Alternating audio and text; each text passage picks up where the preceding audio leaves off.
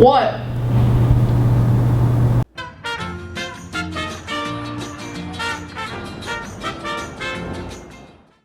While speaking at Andrews University in 1998, Republican presidential hopeful Ben Carson voiced his belief that the pyramids were built by biblical character Joseph in order to store grain. Carson also professed his belief that God gifted America naval superiority when Noah built the CVN-65 USS Enterprise aircraft carrier. Coming in 2019, a new theme park located outside Atlanta, Georgia, will be based on the hit movie franchise The Hunger Games. As a promotion at its first opening, the first 50 visitors to the park will be given a 60-second head start. Scientists have recently discovered that when fed champagne 3 times a week, lab mice were able to find their way around a base better than completely sober mice. However, researchers are still puzzled as to why last Friday you couldn't even make it to your Uber.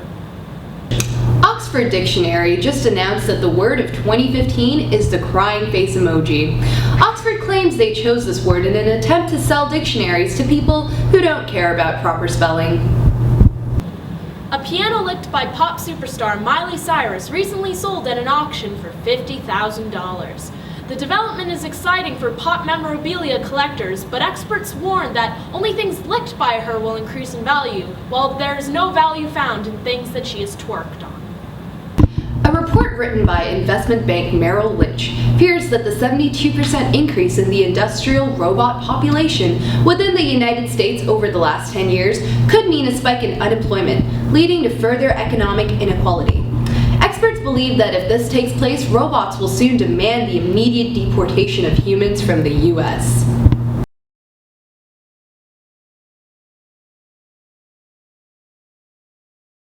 Across the Atlantic, the United Kingdom's House of Commons concluded a vote designating feminine hygiene products like tampons as a luxury item, and thus subject to taxation. Many have seen this decision as discriminatory given the necessity of affordable pads and tampons to those who need them. Mox News correspondent Sherri Liska has been covering the story. She joins us now. Thanks for coming on the show today, Sherri. Thanks for having me. In technical terms, pads and tampons have been legally designated non-essential items and thus can be taxed. Yes, which to us North Americans may seem pretty odd. However, Saba, what is essential differs from culture to culture. It's like table manners.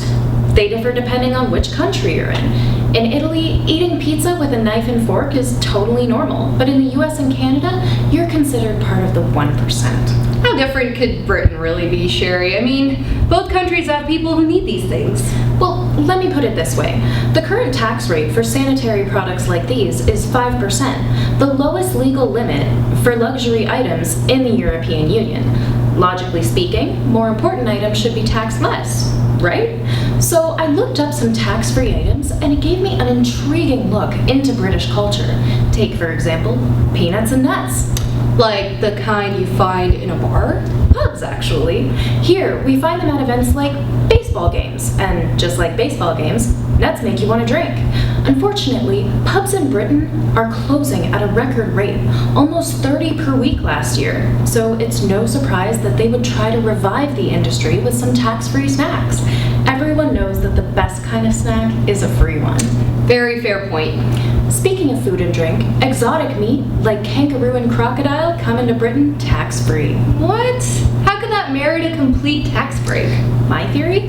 They're trying to reboot British cuisine, kind of like a superhero movie starring Ryan Reynolds. There's something of substance there, but they're just trying out different parts. Animal parts, in this case. And from former colonies too. Funny that.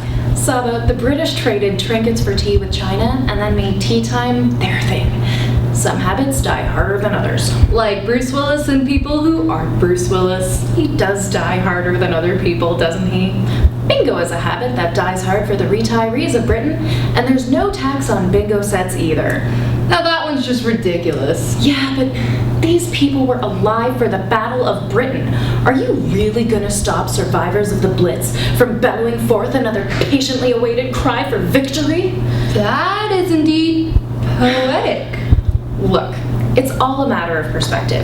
In the UK, tampons and pads are seen as a luxury good. In North America, they disgust us. So with that in mind, I've created a commercial that local tampon manufacturers can use to capitalize on the luxury menstruation market that apparently exists. You're welcome, North America. Let's watch.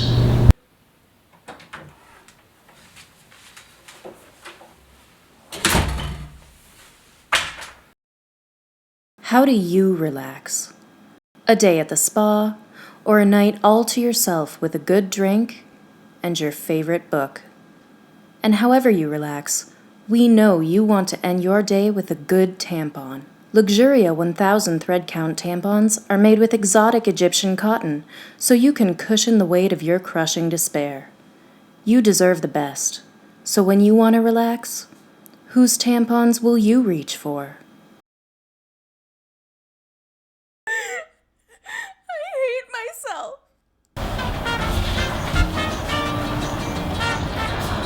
We didn't come up with an opener because we're too busy studying for finals. I'm so fucked.